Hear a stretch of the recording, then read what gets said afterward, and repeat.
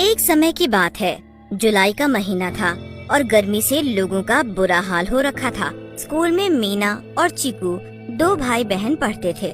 School के बाद वो दोनों साथ में घर आ रहे थे कि तभी चीकू को आइसक्रीम वाला दिख जाता है और वो अपनी बहन से आइसक्रीम की जिद करने लगता है।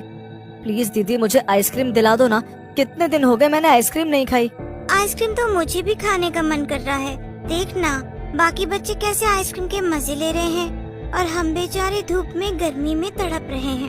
पर हम कर भी तो क्या सकते हैं, हमारी माँ के पास इतने पैसे नहीं हैं। वो तो बेचारी घर का खर्चा ही कितनी मुश्किल से चलाती है। हाँ दीदी ये तो है, मुझे नहीं चाहिए आइसक्रीम, अब घर चलो। दोनों बच्चे घर आ जाते हैं। घर के अंदर चूल्हे की गर्मी और बाहर धूप की गर्मी से बच्चे परेशान ही होते रहते हैं। हे भगवान, कोई जादू कर दो ना जिससे सारी गर्मी खत्म हो जाए। हाँ, भगवान तेरी ही तो बात सुनेंगे। रात को जब सब बाहर आंगन में सो रहे होते हैं तो एकदम से बिजली कड़कने की आवाज आती है। अरे लगता है बारिश होने वाली है। बच्चों जल्दी उठो और अंदर चलकर सो जाओ, बारिश आने वाली है। क्या सच में? वाह, देखा भगवान ने मेरी सुन ली। अब देखना बारिश आएगी और सारी गर्मी दूर हो जाएगी। सच में कितना मजा आएगा। शांति दोनों बच्चों को अंदर लेकर जाती है। अंदर जाते ही बारिश की बूंदें पड़ना शुरू हो जाती हैं। अंदर ठंडी ठंडी हवा आ रही होती है और सब बड़े मजे से सोते हैं। सुबह जब शांति उठती है तो देखती है चारपाई आधी पानी में डूबी हुई है। हे भगवान, इतना सारा पानी, पूरे घर में तो पानी ही पानी हो गया। शांति के पैर पूरे पानी में डूब जाते हैं। वो धीरे धीरे चलकर बाहर जाती है तो बाहर आंगन में भी पानी ही पानी भरा होता है। सड़कों पर पानी का बहाव इतना तेज हो रखा होता है कि उसमें लोगों का सामान तक बह रहा होता है। हे भगवान, इतनी तेज बारिश हो रही है कि पूरे गांव में पानी भर गया है। ये तो बहुत ही बुरा हो गया। तभी साथ वाले घर से हरिया निकल कर आता है। अरे बहन, मेरे तो पूरे खेत बर्बाद हो गए। मेरे क्या, पूरे गांव की फसल बर्बाद हो गई। ऐसी कैसी बारिश शुरू हुई कि रुकने का नाम ही नहीं ले रही है। ये तो बहुत ही बुरा हो गया है भैया। अब गांव वाले क्या करेंगे? सड़कों पर इतना पानी भर रहा है कि आना जाना मुश्किल हो जाएगा। शांति अंदर जाती है और बच्चों को उठाती है। मीना, चीकू जल्दी उठो, देखो जरा बाहर क्या हाल हो रखा है। क्या हुआ माँ? कल रात से बारिश रुकने का नाम नहीं ले रही और पूरे गांव में घुटनों घुटनों तक पानी भर गया है। चीकू बड़ा खुश होता है और जैसे ही चारपाई से नीचे पैर रखता है उसके आधे आधे पैर पानी में डूब जाते हैं। चारों तरफ घर में पानी ही पानी भरा होता है। चीकू के लिए तो ये सब बड़ा मजेदार होता है। वो समझता ही नहीं कि ये कितनी बड़ी समस्या है। अब तो हम स्कूल कैसे जा पाएंगे? पढ़ाई तो बहुत जरूरी है, बाकी बच्चे भी तो स्कूल गए होंगे ना। मैं काम करती हूँ, हरिया चाचा को बोल देती हूँ कि तुमको बैलगाड़ी से स्कूल छोड़ाएं। ठीक है माँ, फिर तो बड़ा मजा आएगा।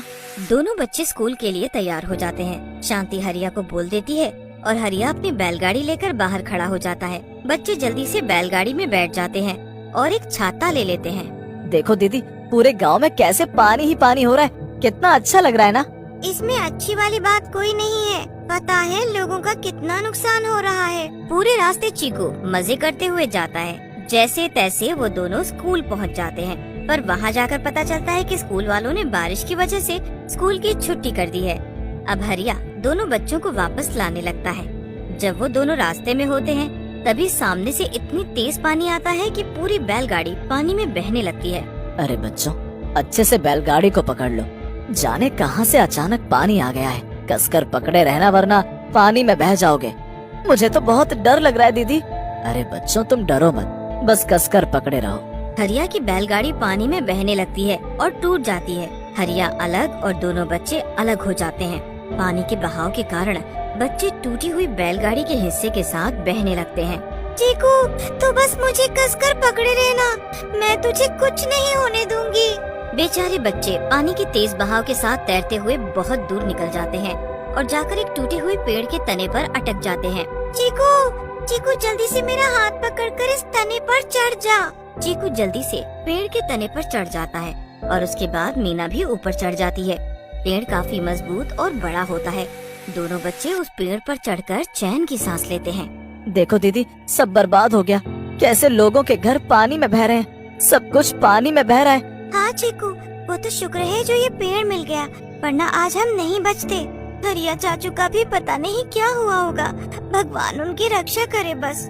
यहाँ बच्चे अपनी माँ के लिए परेशान हो रहे और वहाँ हरिया जैसे तैसे शांति के घर पहुंचकर शांति को बच्चों के बारे में बताता है तो शांति की हालत सुनकर खराब हो जाती है। मेरे बच्चे, हाय, मैंने उनको स्कूल क्यों भेज दिया? मुझसे गलती हो गई। मुझे अभी जाना होगा उनको ढूंढने। अरे बहन, कैसी बात कर रही हो? बाहर की हालत तुमने देखी नहीं है? मैं बड़ी मुश्किलों से यहाँ पहुँचा हूँ, तुम यहीं रहो, क्या पता बच्चे सुरक्षित हो। क्या मतलब? मुझे बहुत घबराहट हो रही है, मैं जा रही हूँ उनको ढूंढने। शांति हरिया की एक नहीं सुनती और घर से निकल पड़ती है उनको ढूंढने। रास्ते में इतना पानी होता है पर शांति को अपने बच्चों के अलावा कुछ नहीं दिख रहा होता। शांति पानी में बहने लगती है। बहते बहते एक खम्बे से टकरा जाती है और उसका सर फट जाता है। शांति के सर से बुरी तरह खून बहने लगता है और शांति पानी में ही डूब जाती है। कुछ देर बाद पानी के बाहर एक चुड़ैल निकलती है। मेरे बच्चे, कहाँ हो तुम मेरे बच्चों? मैं आ रही हूँ तुम्हारे पास। चुड़ैल इतनी तेज बारिश और इतनी तेज बहाव में बड़े आराम से तैरती हुई यहाँ वहाँ बच्चों को ढूंढने लगती है। चुड़ैल को रास्ते में एक आदमी डूबता हुआ मिलता है। उस आदमी की तो चुड़ैल को देखकर हालत ही बुरी हो जाती है। मुझे अपना हाथ दो, मैं तुमको बचा लूंगी। लाओ अपना हाथ दो। नहीं नहीं, तुम तो मुझे मारना चाहती हो। अरे मैं तुमको क्यों मारूंगी? मैं तो खुद अपने 2 बच्चों को ढूंढ रही हूँ। क्या तुम्हारे बच्चे? इतना कहते ही आदमी पानी में और अंदर डूबने लगता है पर चुड़ैल उसका हाथ पकड़कर उसे बचा लेती है और साथ में एक बड़े से पत्थर पर चढ़ा देती है। उसके बाद चुड़ैल वहाँ से तुरंत निकल पड़ती है और फिर से बच्चों को आवाज देती हुई यहाँ वहाँ ढूंढने लगती है। पूरा गांव ढूंढने के बाद भी चुड़ैल अपने बच्चों को ढूंढ नहीं पाती और एक जगह बैठकर रोने लगती है। हाय मेरे बच्चे कहाँ गए? मैं कहाँ ढूंढूं उनको? पता नहीं किस हालत में होंगे, कैसे होंगे मेरे बच्चे।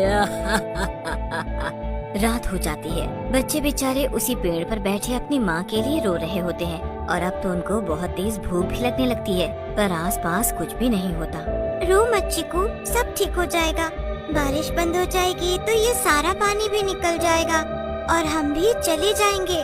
दोनों बच्चे भूख से तड़प तड़प कर सो जाते हैं और तभी वो चुड़ैल वहाँ से गुजरती है। बच्चों को देखकर वो खुशी से पागल हो जाती है। हाय मेरे बच्चे, मेरी मीना, मेरे चीकू, मेरे बच्चे मिल गए। बच्चों उठो, देखो मैं आ गई। आवाज सुनकर जब बच्चे अपनी आँख खोलते हैं तो चुड़ैल चुड़ैल बोलकर चिल्लाने लगते हैं। क्या हुआ बच्चों, ऐसे क्यों कर रहे हो? अरे तुम अपनी माँ को देखकर खुश नहीं हुए?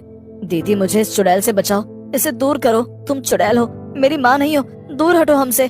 चीकू अपनी माँ को ऐसे नहीं बोलते, मैं तुम्हारी माँ हूँ। माँ। मीना और चीकू इतनी बुरी तरह चिल्ला रहे होते हैं कि चुड़ैल को कुछ समझ ही नहीं आता। वो बच्चे उसके पास आने को ही तैयार नहीं होते। चुड़ैल उनसे दूर हो जाती है ताकि वो चिल्लाए ना, पर वो थोड़ी दूर पर छुपकर उनको देखती रहती है। जब सुबह होती है तो बारिश बंद हो चुकी होती है। चुड़ैल अभी भी वहीं बैठी होती है। फिर उसकी नजर पानी में जाती है तो उसे अपनी शक्ल साफ दिखती है। ये क्या, मेरी शक्ल? मैं तो सच में चुड़ैल हूँ। ऐसे कैसे हो गया? चुड़ैल अपने चेहरे को देखकर पागलों की तरह रोने लगती है कि तभी उसकी नजर एक लाश पर जाती है। चुड़ैल उसके पास जाती है, वो शांति की लाश होती है। ये तो मैं ही हूँ, ये मेरी लाश है। तो मैं, मतलब कि मैं मर चुकी हूँ। चुड़ैल को अब समझ आता है कि रास्ते में वो आदमी उससे डर क्यों रहा था और फिर उसके बाद उसके बच्चे उसको चुड़ैल क्यों बोल रहे थे। मतलब वो खम्बे से टकराने के बाद मैं मर चुकी हूँ, मैं चुड़ैल बन चुकी हूँ। अब मेरे बच्चों का क्या होगा? वो तो मुझे पहचान भी नहीं रहे। फिर उसके बाद चीकू की नजर उस लाश पर पड़ती है। दीदी देखो, उस औरत ने माँ जैसे कपड़े क्यों पहने हैं? चलो जल्दी चलकर देखते हैं। मीना और चीकू हिम्मत करके उस लाश के पास जाते हैं। जब वो उस लाश की शक्ल देखते हैं रो रहे होते हैं। बच्चों, मैं ही तुम्हारी माँ हूँ। मैं तुमको ढूंढने निकली थी पर सर टकराने से मेरी मौत हो गई। मेरी आँखों में देखो, तुम्हें अपनी माँ नजर आएगी। बच्चे चुड़ैल की आँखों में देखते हैं और समझ जाते हैं कि वो चुड़ैल सच बोल रही है। वो उस चुड़ैल के गले लगकर खूब रोते हैं। उन बच्चों को तो हरिया चाचा अपने पास रख लेते हैं पर वो बारिश उन बच्चों के साथ जाने कितने लोगों के घर बर्बाद कर जाती है।